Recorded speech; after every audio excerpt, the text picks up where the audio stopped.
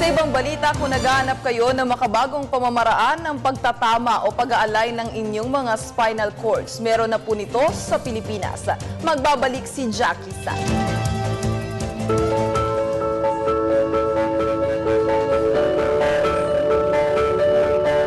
Right now, this morning, you started experiencing extreme low back pain. Yes.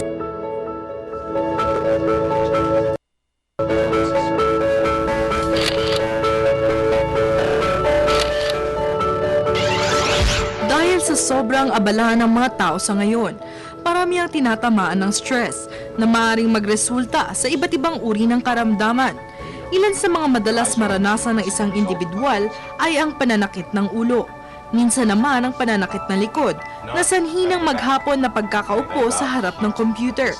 Dahil dito, patuloy na umuusbong ang iba't ibang klase ng mga alternatibong pamamaraan ng panggagamot.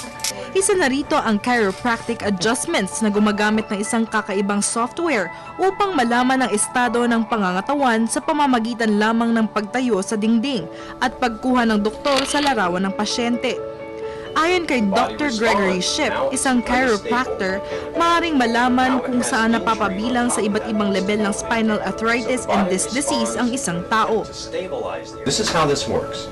This is a special gyroscopic camera that when I do the analysis, you'll know your posture from the outside without having an X-ray. An X-ray is still necessary for full diagnosis, but this gives a doctor a general idea of which way the body is leaning relative to it.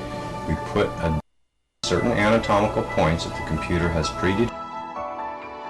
The green line represents the center of gravity between your two ankles. Gravity pushes straight up, we're supposed to push straight. In his ankles, the red line is so close to the green line, except for right up at his neck. Okay? This is the normal sideways posture. The green line and the red line should be on top of each other, just like that. So it is absolutely attainable.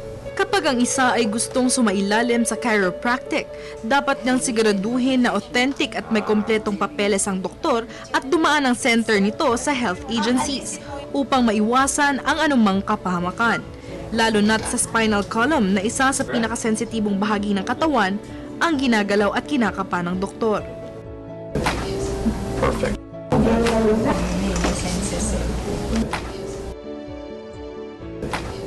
Common that come here are neck pain, headache, and shoulder pain in these areas here, sharp shoulder pain. And that is the result of long-standing work with somebody's head bent forward, and now, even though they know they have bad posture, and they can assume it when they think about it, they know the minute they take their mind off of it, it goes back forward, okay? And it's starting to aggravate, because condition based on social structure, all right? We have become trapped to our machines and our devices, you know, all bent forward, texting our little heart's content. Now, this is a sideways neck X-ray. The patient is facing this way. This is the jaw. This is the back of the head. This is the neck bones, and this is the mid-back holding the neck bones up. In a normal mechanical state, this is a miracle system. Okay. As the body holds the neck up and the head pushes down on the neck, it acts like a spring. It bows forward during all motion. When it does that, it takes the pads in between the bones and it gives them fluid and takes fluid away. Gives them fluid and takes fluid away. I have a 105-year-old patient with a neck that looks just like this. So cervical degeneration is not because of the passage of time or age. It is because of underlying bad mechanics and the passage of time and age. Preparation before, it's good to have good rest. Okay, sometimes it's good if somebody has a lot of swelling from an injury that they ice first at home before they come to the clinic. And those are pretty much it. Just arrive and get a treatment. Paalala sa mga mama na magpatingin sa doktor lalo na kung may iniindang karamdaman upang mapanatili ang magandang kalusugan. The better understanding causes a better, stable person.